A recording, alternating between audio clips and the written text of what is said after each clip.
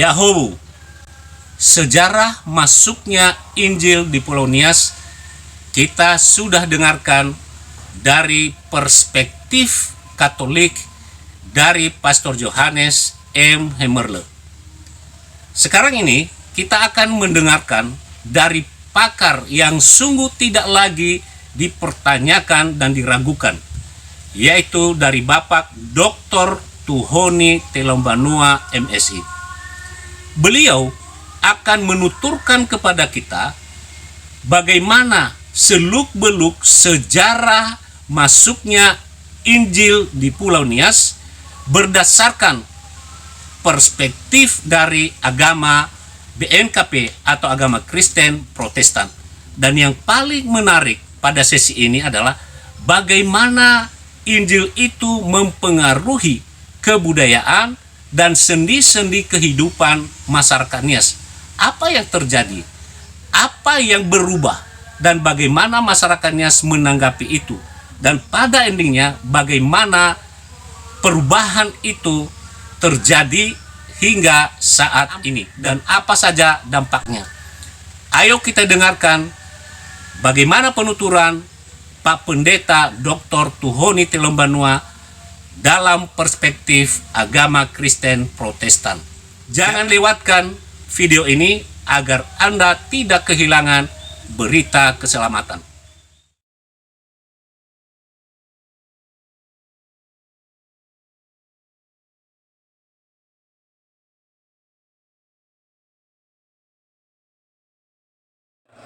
Narasumber kita yang sudah melanglang buana kemana-mana untuk menyampaikan pesan-pesan termasuk membicarakan tentangnya, yaitu Bapak Pendeta Tuhoni Telombanua, beliau lahir di Gunung Soli 21 Juli 1963, sekarang melayani sebagai dosen tetap di STT BNKP Sunderman. Pendidikan formal mulai dari SD, SMP, SMA di Gunung Soli, menyelesaikan S1 di UKSW Salatiga, S1 di STT HPDP Pematang Siantar, S2 bidang sosiologi masyarakat di UKSW Salatiga, dan S3-nya di Utrecht Universitas di Belanda. Dan hasil penelitian mereka bersama dengan Dr. Hummel, yaitu Cross and Other, yang sudah diterjemahkan dalam bahasa Indonesia Salin dan Other, itu menjadi buku nomor 38 standar fisiologi di dunia, peperangan negara yang tinggi. Dan buku itu adalah sejarah Injil 100 tahun sampai 1965. Kita berdoa buat Pak Tuhoni untuk meneruskan mulai tahun 1965 sampai sekarang, tapi 57 tahun, dan saya siap untuk membantu Bapak untuk menulis yang itu nantinya. Amin. Pekerjaan beliau juga pernah studi di Ekumenikal Institut Bose, dan tempat pelayanannya pernah melayani sebagai pendeta jemaat di Gunung Soli, Direktur Pelmas, Ketua STT, dan tentu yang terakhir Pengurus BNKP 2 periode 2012 sampai 2022. Pekerjaan lainnya juga beliau adalah sebagai asesor PT, Ketua FKUD Kota Gunung Soli, dan Council Lutheran World Federation. Dan lebih daripada itu, rupanya jangan kita juga melupakan sejarah. Beliau pernah menjadi Wakil Ketua DPRD Nias 1999 sampai 2024. Terima kasih Pak Moderator, segenap peserta seminar, istimewa rekan-rekan narasumber.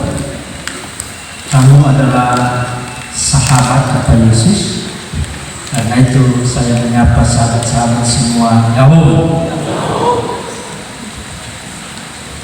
Ya, kalau tadi Pak Pastor dari sejarah Katolik, dan walaupun efektifnya mulai 39, tetapi karena sebelum Protestan telah datang para penginjil dari Katolik, walaupun yang satu 3 bulan, yang satu kurang lebih 3 hari, maka itulah sebabnya Pak Pastor yang kedua.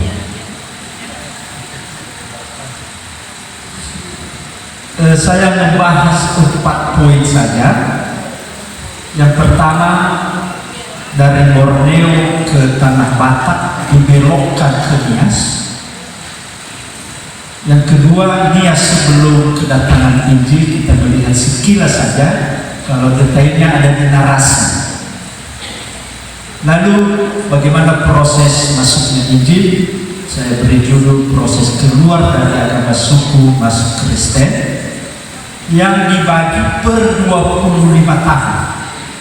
25 tahun pertama dalam masa sulit, 25 tahun kedua penetrasi ke wilayah-wilayah, dan kemudian 25 tahun ketiga gerakan Vanessa Dede dan pelembagaan, dan kemudian penutup.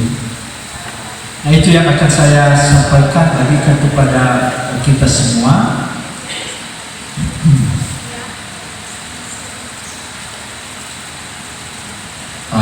Tuko mana? Ya, lebih itu kumur pada apa itu. Ya, lanjut. Ya, sebetulnya kita perlu tahu bahwa yang datang ke Indonesia itu adalah Denninger. Pertama, dia dari Berlin, tetapi dia bekerja kemudian di Barmen, itu ada di antara Düsseldorf dan Cologne. Itu lanjut, sudah bisa. Oh ya, dia bekerja di sana sebagai pembersih cerobong asap. Pastor kita yang pasti lebih tahu itu mengapa, karena sebelum ada heater yang dihidupkan dengan gas untuk musim dingin, dulu di dalam rumah ada tempat untuk kayu dihidupkan untuk pemanas ruangan. Nah, dia bekerja di situ. Itulah contoh dari cerobong asap. Nah, ketika dia berada di Barmen atau sekarang disebut dengan Wuppertal, dia terpanggil menjadi misionaris, dan kemudian dia melamar di Redesmissiongesellschaft yang berada di Barmen untuk mengikuti pendidikan.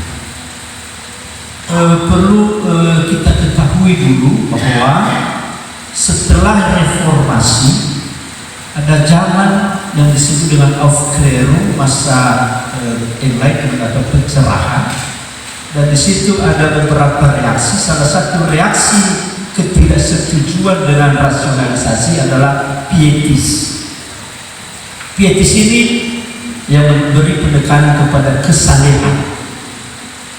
Lalu sekian lama, ratusan tahun, ya lama-lama mengendap.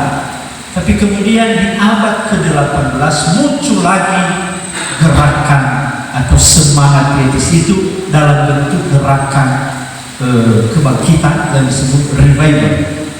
Jadi dulu di mana-mana itu ada gerakan kebangunan rohani, dan karena itulah yang mendorongnya dia terpanggil, karena dia ikut di kegiatan-kegiatan itu, terpanggil dari misionaris.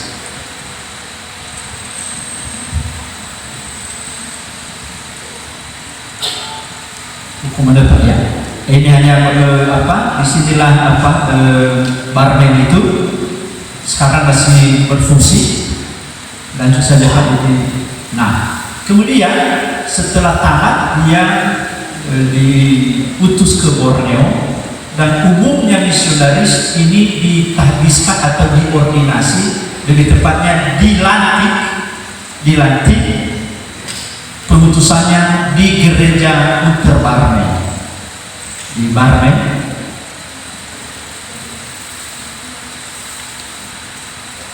Ya.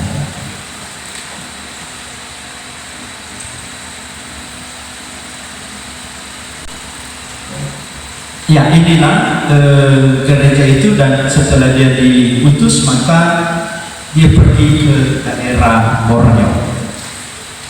Di mana daerah Borneo dia melayani itu adalah di wilayah Maanyang, sekarang disebut dengan Tamiang Layang. Itu jalannya adalah perhubungan sungai. Ada beberapa sungai yang harus ditempuh: Murung, Kapuas, Kahayang, dan Marito.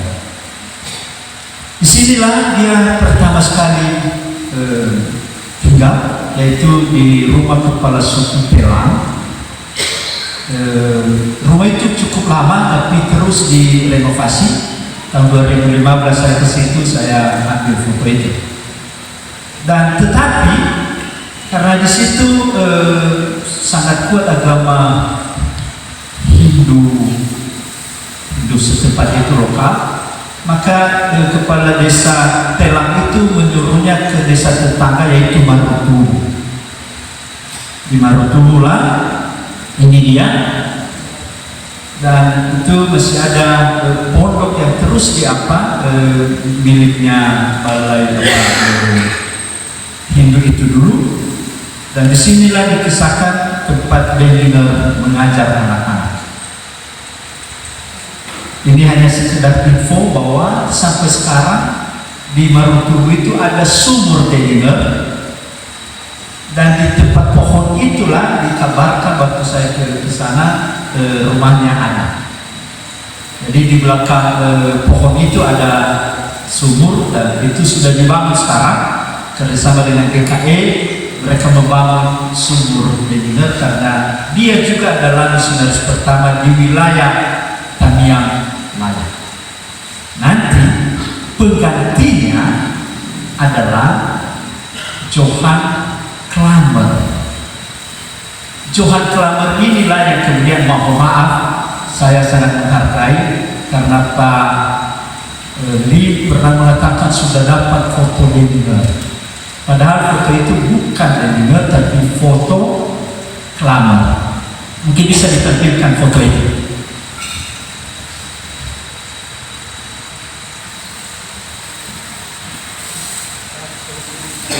Tadi ada foto. Ya.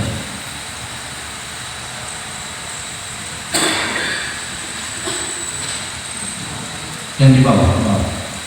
Iya, ini. Nah, ini foto yang dimaksud.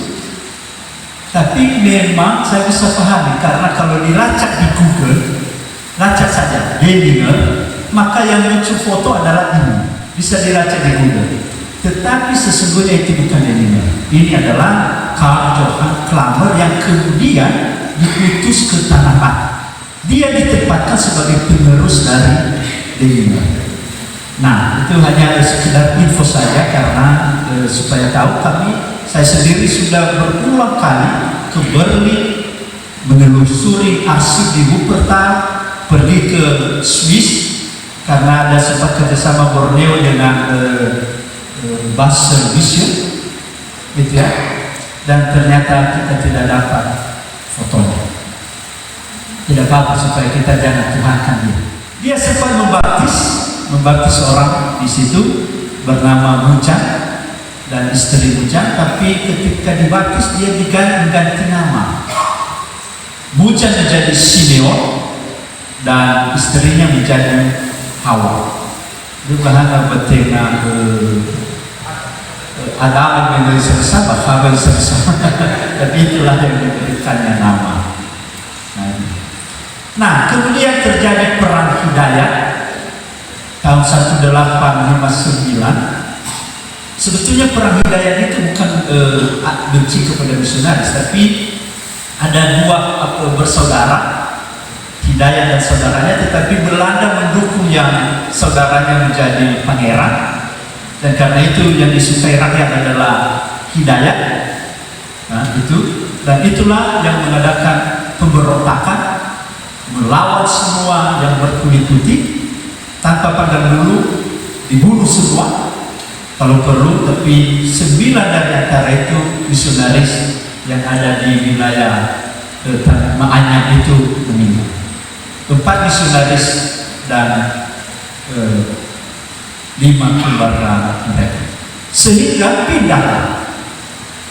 Denninger sempat melarikan diri. Si yang tadi Klamer itu sempat tinggal di wilayah Marutulu tadi, dan dia hampir mati dibunuh. Syukurlah masih sempat bisa diselamatkan oleh warga yang sudah jadi Kristen. Nah, ketika pindah itu dari yang ada hubungan laut adalah Banjarmasin dan Semarang. Jadi di situ perjalanannya. Nanti ketika dipindahkan dia dari Semarang ke Batavia, baru ke Padang. Itu tanggal-tanggalnya, nanti di paper yang akan dibagi sudah ada tanggal-tanggal itu. Dan selama kita sudah dengar itu semua ya, dia tinggal di Padang karena istrinya sakit.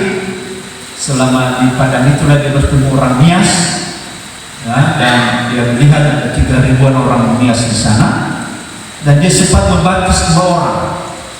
Yang pertama bernama Ara, tapi diganti namanya menjadi sangat keren, Getrida Christina. Tapi dia tidak mengganti nama pembantu orang Jawa, tetap Karmini. Mungkin bisa jadi Adidin ya, tapi menjadi Karmini. Itu yang dia baptis di Padang.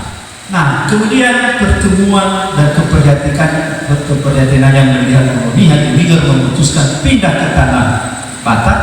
Tidak pindah ke Tanah Batak karena tadi ditugaskan ke Tanah Batak. Karena mengapa?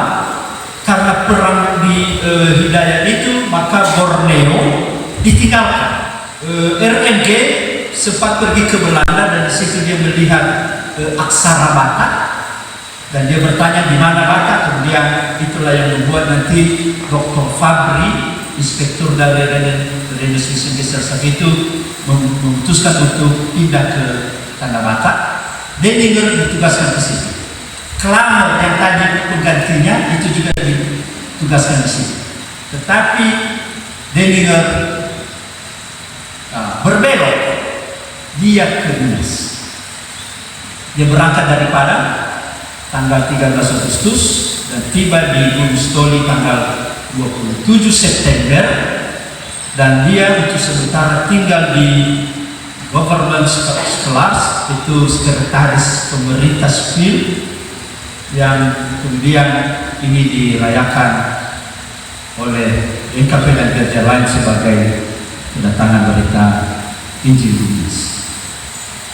Dia didukung oleh Belanda. Pemerintah Belanda di Padang mendukungnya karena tidak diberi izin oleh RNG. Mengapa?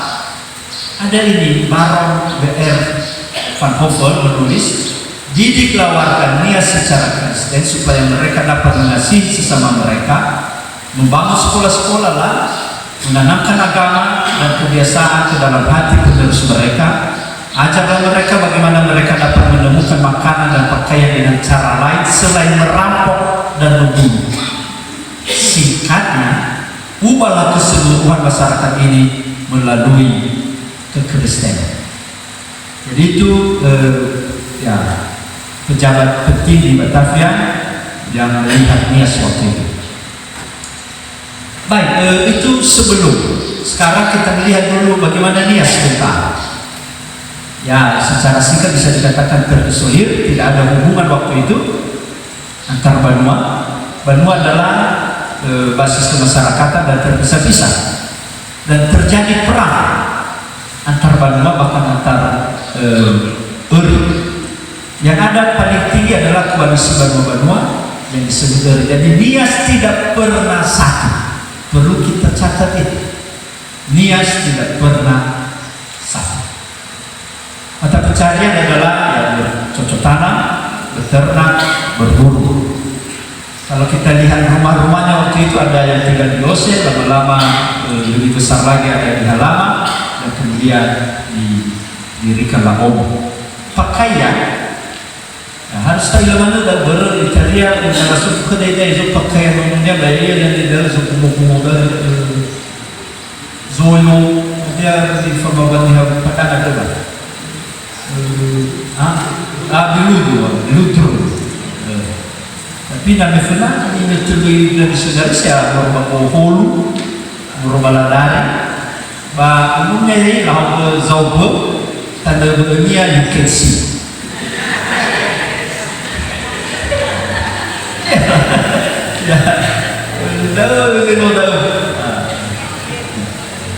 Nah, kalau di tulisan-tulisan sosiologi sering dikatakan bahwa orang Nias itu tujuan hidupnya mendapatkan ekonomi. Kepercayaan dicorakkan dengan dualistis. Ini pendapat kemudian ini dalam dunia antropologi dan sosiologi, ada dunia atas, ada dunia bawah, dan adu adalah simbol Allah atau leluhur. Ada istiadat diputuskan dalam kodaka. Pendatang ada Aceh, Minang, Cina, Bugis, Teosel. Penyakit yang merajalela waktu itu adalah Hasibibo, Talusoyo, Ogihi. Nah, persoalan adalah adanya emani praktek penculikan, juga ada sebelumnya praktek perdagangan budak, dan adanya praktek tandaya Baluku si ulu namati adalah hal itu. Mereka melihat persoalan lain adalah kebodohan, keterbelakangan, dan kemiskinan. Nah ini tadi saya hanya mau katakan, kalau kita melihat Nias tidak pernah jadi kesatuan karena Banua adalah basis kemasyarakatan. Mengapa penting ini? Karena nanti Nias yang disatukan dalam satu lembaga, akhirnya nanti kita melihat skisma setelah masa Zaini. Ya, saya tidak membahas ini lagi. Ya, kepercayaannya banyak ya. Aduh, ada ere, ada peran antar benua yang sudah saya katakan. Nah, sekarang ini penting. Nias yang sudah lama itu ada di Nias berjumpa dengan suku bangsa lain. Abad keempat pernah terjadi hubungan dagang barter dengan pedagang dari kerajaan Baros. Di mana itu memang ada banyak teori, termasuk pastor mengatakan Baros itu bukan kerajaan Baros. Itu ya. Tapi yang mana ya nanti tentu itu satu hal. Abad ke-9 pedagang Persia pernah datang ke Nias. Dia melihat komunitas Nias yang makanannya masih mengandalkan buah-buahan, buah kelapa, tetapi sudah memiliki banyak kuningan atau emas. Abad 11 sudah mulai ada perdagangan atau barter antara pedagang dari Baros, Aceh, dan Minang dengan Omonia. Nah, lalu 1669 Belanda sudah mengikat perdagangan dengan para Salawa atau Malusia Hulu Nias Selatan, dan berhubung hasil produksi alam jumlahnya terbatas, maka yang terjadi ialah jual beli tenaga kerja yang dipekerjakan di luar Nias. Di beberapa sumber dalam bahasa Inggris dituliskan sebagai praktek perdagangan budak. Kalau secara sejarah 1815 sampai 1825 pernah Nias ini dijajah oleh Inggris, dan mereka melakukan pelarangan jual beli budak dan coba menjejaki perdagangan perang. Sekarang kembali ke kolonial Belanda. Ini penting karena nanti kita melihat perkembangan misi sesuai dengan ini juga. 1825 sampai 1839 Nias kembali ke tanah Belanda, tetapi dibiarkan begitu saja. Dibiarkan. 1840 sampai 1890 pemerintah kolonial hanya ada di Rapat Kebit. Rapat Kebit itu dikatakan di kota Kristoli dari Omonamele. Jadi sungai Illinois ya, gitu ya. Dan ini adalah Humene. Nah, tidak ikut itu, tidak ikut. Omonamele dan ke arah utara Drege Olora, tidak ikut Mousel. Gitu ya. Lalu ke atas Onowepuya, lalu ke Obelata. 16 kilo itu diperkirakan begitu. Itu Rapat Kebit. Di nomor 2 inilah Deliver Data. Nanti kita lihat bagaimana hubungannya. Dan boleh dikatakan ketika sampai 25 tahun pertama 1865 sampai 1890 Injil hanya bisa masuk ke wilayah Rapat Kebit. 25 tahun. Lalu 1890 sampai 1902 itu penumpasan pemberontak di Nias, dan Nias dikuasai. Pemberontak di Nias Selatan dihancurkan, di Lebahu dihancurkan, yang beberapa itu Eronohuna dan sebagainya. Lalu 1902 barulah di situ kolonial Belanda sungguh-sungguh menjalankan yang disebut imperialis. Ada Rodi, dan Rodi waktu itu Rodi jalan, Rodi harus bersawah, Rodi harus menanam kelapa, Rodi berburu babi hutan, di tepi jalan yang sudah dibangun itu, dan mulai ada deo atau pajak. Itu hanya 1902. Jadi dari sesobat sejarah Indonesia termoto 50 fakir jajah ke Belanda, level dan dunia. Penjajahan yang sangat intensif itu harus fakir kefabulu fakir. Nah itu Jepang tentu ini 42-45, tadi kita melihat sejarah 42 ditangkap semua misionaris Belanda juga. Nah itu, dan tentu Indonesia. Yang saya bahas tadi saya sudah katakan zaman Zendik saja. Kalau hanya secara dengar yang tadi, detailnya bisa dilihat di YouTube, baik yang bahasa Indonesia maupun yang bahasa daerah. Nah, nanti klik saja Tuhoni, sudah ada di YouTube. Gitu ya. Nah, sekarang kita lihat bagaimana masuknya Injil itu. Dan tadi saya katakan dibagi dalam 3 tahap, yaitu 25 tahun pertama misi hanya di wilayah Rapakuri.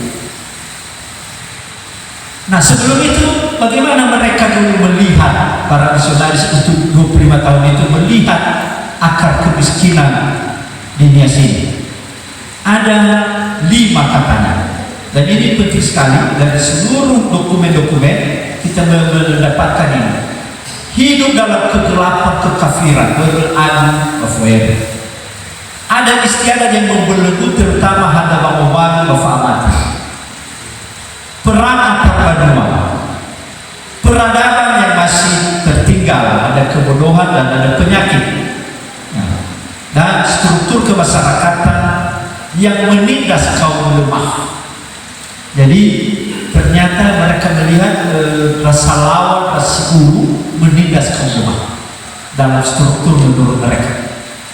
Sehingga program penginjilan di 25 tahun pertama itu, dan juga dilanjutkan nanti, adalah penginjilan melawan adu dan memperkenalkan salib, membuka sekolah dengan prinsip sekolah dibuka di tempat gereja berdiri. Ada bantuan diakonia, kesehatan, pakaian, makanan, tembakau, sehingga di beberapa tempat dibuka rumah sakit, mungkin semacam balai pengobatan sebetulnya, tapi ditulis rumah sakit. Lalu ikut menetapkan jujuran, ini tahun 1912, bekerjasama dengan kolonial. Lalu bekerjasama dengan kolonial menerapkan sistem pemerintahan yang modern.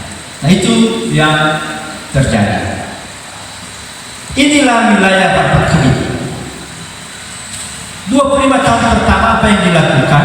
Membuka sekolah, mengajar anak-anak, komunikasi sambil membagikan tembakau kepada masyarakat, pendekatan terhadap salawat, membagi pakaian, memberi contoh pertanian dan pengobatan. Saya ingin berbagi sedikit karena saya membaca strategi misi. Tadi hanya di Rapakuri. Gunung Sitoli, mengapa Gunung Sitoli menjadi pusat? Karena selain pusat pemerintahan sipil Belanda, tapi juga sudah lebih dulu, ratusan tahun sebelum misionaris datang, Islam sudah ada. Pertama-tama Aceh dan kemudian Minang. Jadi kalau ditanya mana lebih dulu, ya mereka. Mesti sudah ada jauh sebelum. Jauh sebelum misionaris datang. Maka harus di Gunung Sitoli. Tidak lama kemudian, 10 tahun kemudian, ditetapkan stasiun yang kedua, yaitu Dahana. Mengapa Dahana? Itu bukan tanpa alasan, karena untuk menghalangi Islam yang sudah sampai ke Mudik, dan sudah mulai ada hubungan kerjasama dengan salah seorang saudara dari Maluku Orisa Harefa. Nah, salah seorang saudaranya sudah menikah dengan Islam. Molahan Lala itu, sehingga ditetapkan stasiun kedua. Stasiun ketiga Umbelata. Mengapa Umbelata? Karena Islam sudah sampai ke Minang. Nah, ini strategi di Rapakuri.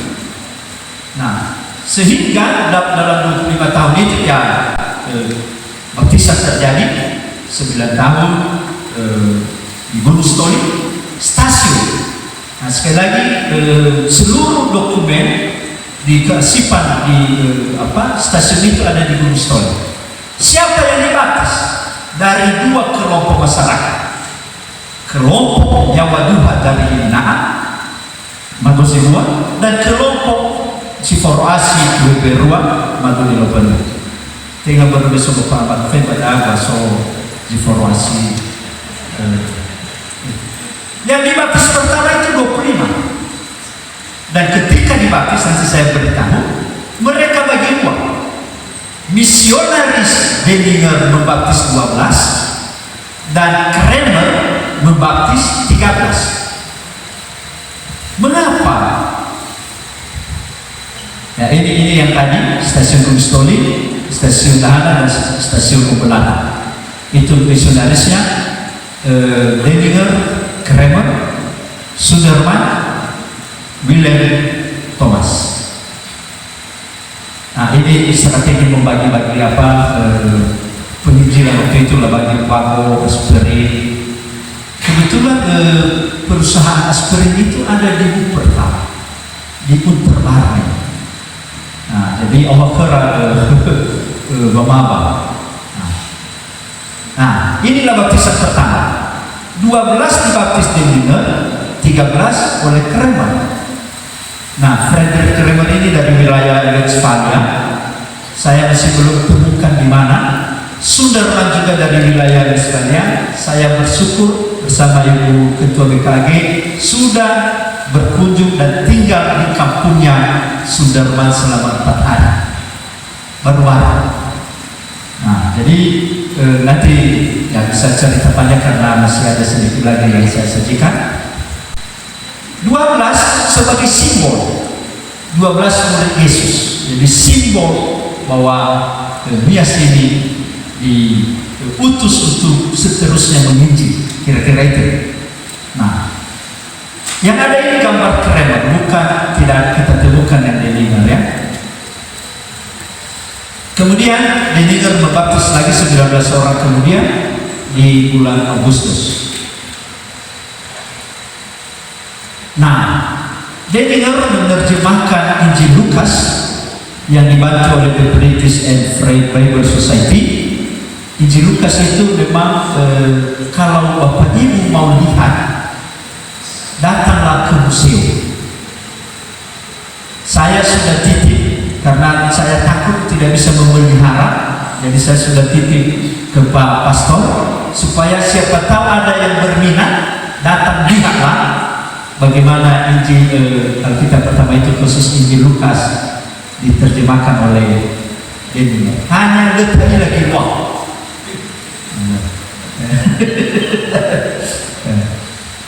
12 Juli ya dilaksanakan perjamuan kudus bersama jemaat 75, dan kemudian nanti dia pergi ke Bogor, dan 22 Maret Denninger meninggal dunia di kuburan Buitenzorg sekarang di Bogor. Saya hingga kini belum juga ditemukan di mana kuburannya dan di mana fotonya. Teman-teman GKP yang ada di Bogor telah berusaha melihat di kuburan tentara itu dan tidak bisa ditemukan lagi karena tidak ada tanda-tanda. Karena putrinya menikah dengan tentara Belanda, Carolina itu nama putrinya, itu tidak bisa ditemukan. Nama istrinya Sofia, itu nama istri dari Denninger.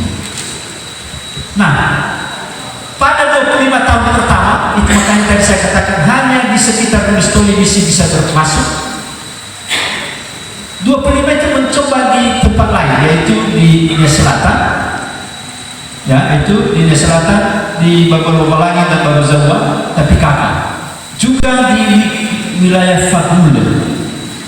Di wilayah Fagule ini tidak ada desa itu. Saya sudah cari, katanya ada di Nias, tapi diperkirakan ada di antara daerah bawah Liang dengan Lahusa, di antara itu. Nah, itu di daerah Fagule itu. Nah, misionaris yang ada di situ Kedik dan Mori yang kemudian pindah nanti ke Tanah Batak. Jadi itulah 25 tahun pertama hanya ada misi di kota Gunung Sitoli.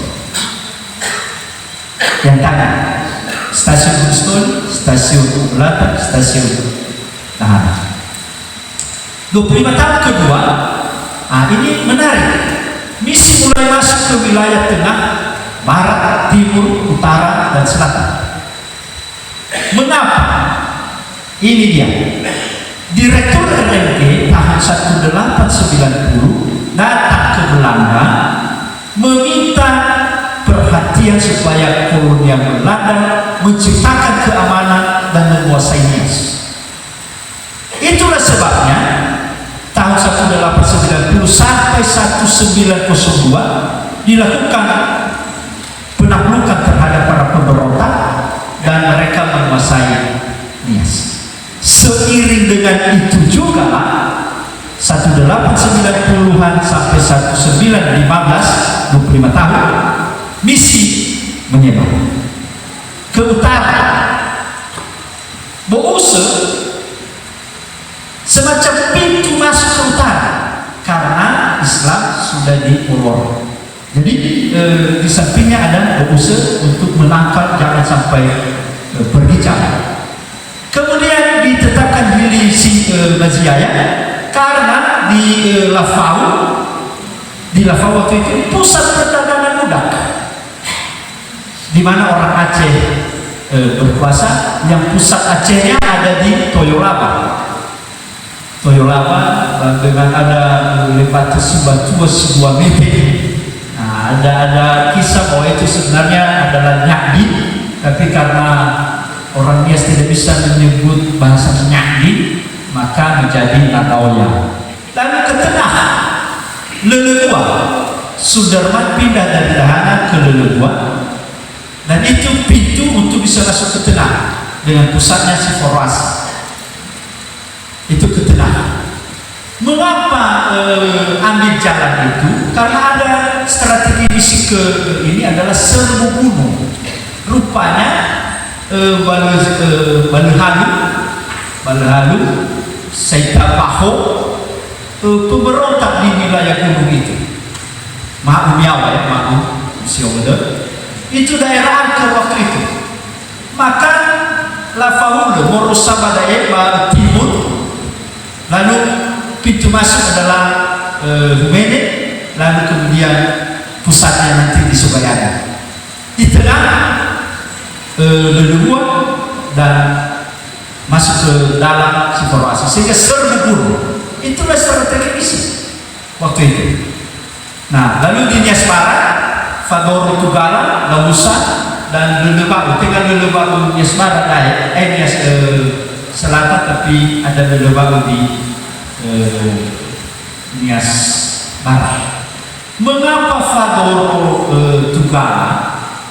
Ini juga adalah sebuah kisah karena nanti ada kaitan dengan bagaimana hubungan antara Naute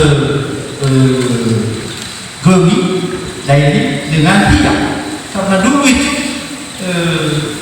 dua Dahlia ya tidak cocok dulu itu, tapi nanti lama-lama jadi cocok. Lalu ada berkata si dua Mu'ina, si Peru Mu'ina, si Dua Mu'ina, si lima Mu'ina. Itu. Dan ke timur, tadi saya tulis ke timur itu yang Humene dan kemudian ke Subayana. Nah, barat ke selatan 1911 itu di Hilismetano, tapi sebelumnya di Sabua tahun 1910 itu Rabennek, di Hilismetano itu adalah Boruta, misionaris Boruta. Kalau mau semua nama-nama itu lengkap, pergi sajalah ke kantor Sinode, ada buku Salib dan Anak. Ya. Lengkap sejarahnya. Pertanyaan, mengapa Ononiha di masa ini 25 tahun 1890 sampai 1915 mau jadi Kristen? Karena sudah masuk ke penetrasi kemana-mana, walaupun belum semua. Ada beberapa faktor. Ada faktor ancaman kehidupan. Itu pula hari mau soger ya na ibe dan dalam sofa ke bezi mutahi na dah bervirus ke lewai babu prahi laku aspirin itu ya. Nah itu lalu ada emali, lalu ada kemiskinan, ada faktor kemajuan. Pihak Islam dan pihak Eropa menampilkan modernisasi. Mereka sudah punya pakaian, kita masih yang lama-lama. Iramina syukur karena itu kelompok Iskandar dari daerah Rias Sumatera Barat susah maju. Kedatangan Minang itu karena salah seorang pedagang dari Minang ke Aceh, tapi karena badai dia singgah ke terbawa ngomongnya dia juga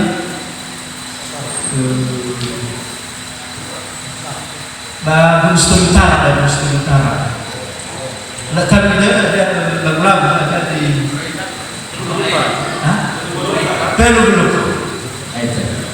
Nanti sudah duluan di Kota Mustoli di mudik itu di Aceh. Nah, lalu faktor ancaman identitas. Mengapa? Belanda tampil sebagai penguasa. Tatanan benua berubah.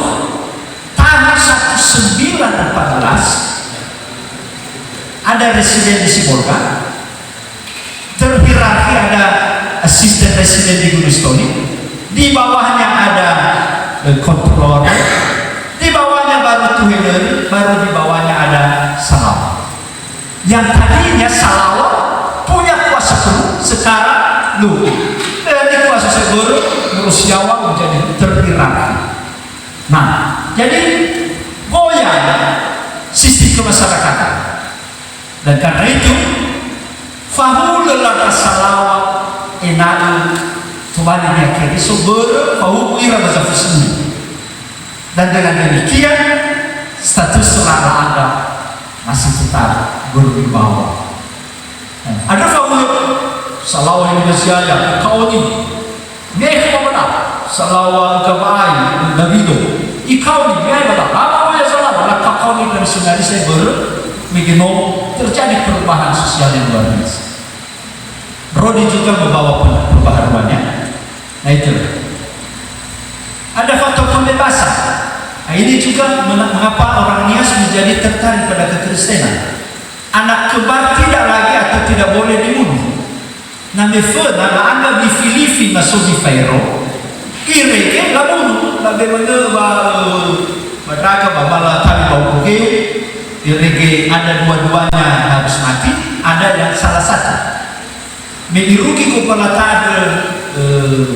Thomas, bayi ilah lisi awal JKK Trauno, bayi Furinomo. Bayi Fahati ya bisa saja Abraham mati. Karena isu ternyata onosi fire. Ketika misionaris datang, mereka mengajarkan tidak, itu adalah homo. Dengan definisi. Buktinya mahkamah kita sogezau banyak contoh. Itu dianggap pembebasan. Para janda dan istri yang terutama janda mendapat perlindungan. Nami funa, abawanya kisah tulang barmen, abawanya kisah. Aminada sebagai mati lako nyai ramatua, baru saya layak nasubun. Mula tahu saya nasubun. Betul. Mewas-was kisah ini, aku ni penomad sama funa. Nah, dan ketika misionaris melarang itu, hanya hasil memiliki kerisau terbaik. Nafamawar pengarah masih dalam keadaan bukti. Atau orang muda, kalau ada budak yang melarikan diri itu dulu dibunuh. Lalu melarikan diri di stasiun dilindungi oleh misionaris. Dianggaplah budak dilindungi. Ada kalau di mana terlalu pakaian yang banyak kirsulah. Lalu faktor strategi misionaris pendekatan budaya dan juga pelayanan diakonia, juga pelayanan sekolah, pendidikan, kesehatan dan sebagainya, dan juga para salawatan. 25 tahun kedua ini Zendi mulai keras. Mengapa? Lagi larangan, so larangan. Dan timbul nado, lemah mahu saya pada lepas dan tua koi. Lemah mahu pada lepas saya Iran, pada gila fakir dan difaedah dan seterusnya.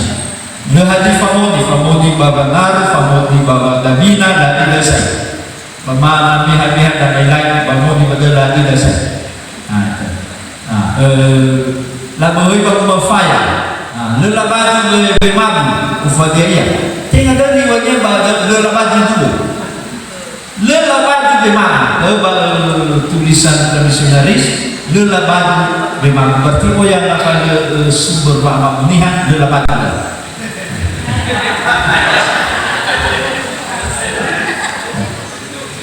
Lamun dia lumiki. Ini hanya bahasa badan niha lemuhan baru karena sudah jadi instruksi para misionaris dari dulu. Kenapa memuiba sekolah, memuiba itu? Mangado siulungi namolu ya, namongi bahena mana. Jadi bagi final wajib ke doa 5 waktu. Sudah bongi, dia terkali mana? Kita masih bongi.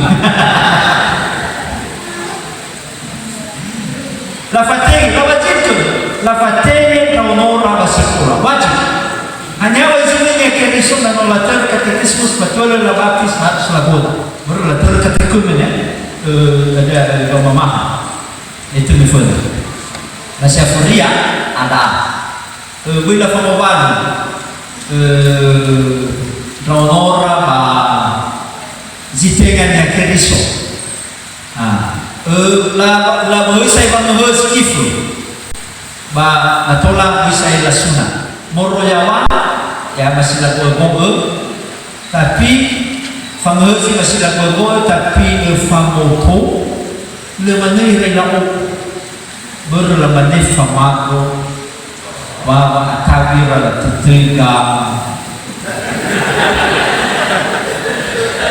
ada tidak? Akabira la tiga buku. Itu. Nah, oke, saya persingkat 25 tahun kedua itu ya katakanlah sudah mulai kekristenan kuat. 25 tahun ketiga.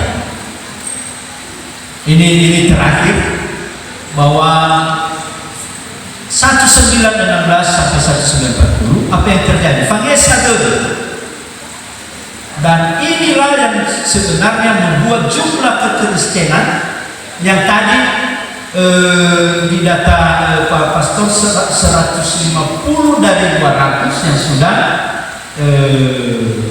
jadi Kristen. Abang ibu nak jaga terus nak agama Protestan nak Otofulawan, zino tobali ni keris itu. Tapi yang membuat itu mengapa begitu banyak? Bukan para misionaris, tapi gerakan Vanessa dulu. Gerakan Vanessa dulu itu luar biasa.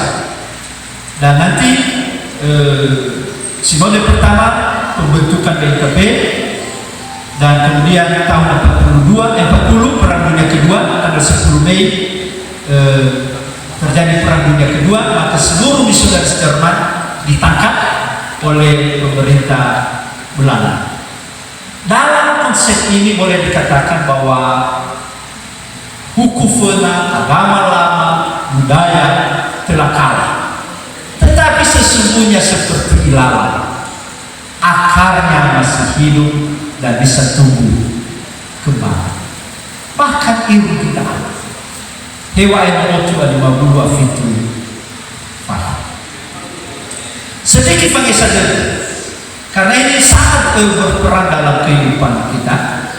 Berawal memang di Humanitarian Vatikan 1916 dan dampaknya memang mementingkan tobat. Kekristenan menyebar ke seluruh dunia. Sistem sel. Yang satu bapak ibu pakar orangnya bagus dan dia bahwa aku mana sih mau ibu pakar Ya, jadi itu sistem sel menyebar ke seluruhnya. Muncul kesalehan, dari Fanago, dari Sailangan, dari Bonago, dan Hawaral juga fagi-fagi akhirnya sumber mohon. Dan mohon ini, dalam arti konsep mohon ya, zina. Tinggal berarti berarti berhubungan dengan ke kawannya. Tapi apa yang terjadi juga dengan itu? Terjadi yang disebut dengan transisi kebudayaan. Orang sudah meninggalkan hukum funanya, hukum baru belum mampu mengisi semua.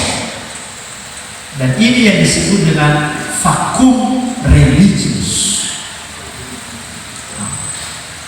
di masa itu. Dan inilah yang membuat gerakan Vanessa Zede itu muncul, di mana 5 lala sadar bahwa dia orang berdosa, dan karena itu Sindonesia hanya segi dedek. Lalu mereka mencari jalan keselamatan. Alui lala, adalah lala Bangesa. Dan untuk mendapatkannya mengguna Bang Eva Hor. Dan dengan itu mereka akan bahagia telah mendapatkan isra Sindonesia musuh-musuh dede zaman. Dan sebagai orang yang mendapatkan, mereka harus hidup di jalan Tuhan, mengasihi Tuhan dan sesama.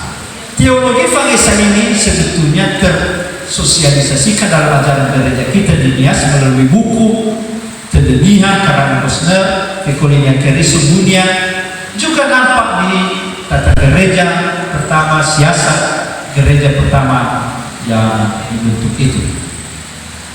Ini sidang sinode, dan eforus pertama itu adalah Albert Gustav Refek, Albert Gustav Luc. Itu. Dan dalam tata gereja eforus latutuia 2 suku. Dalam tata gereja pertama eforus 2 suku. Jadi ufeki sikili-kili ke HKBP opui. Nah, sebelum kekristenan belum ada lembaga yang menyatukan semua banua. Paling ada adalah koalisi banua dengan nama BNKP yang pertama menyatukan seluruhnya. Apakah kesatuan itu utuh? Ternyata nanti tidak.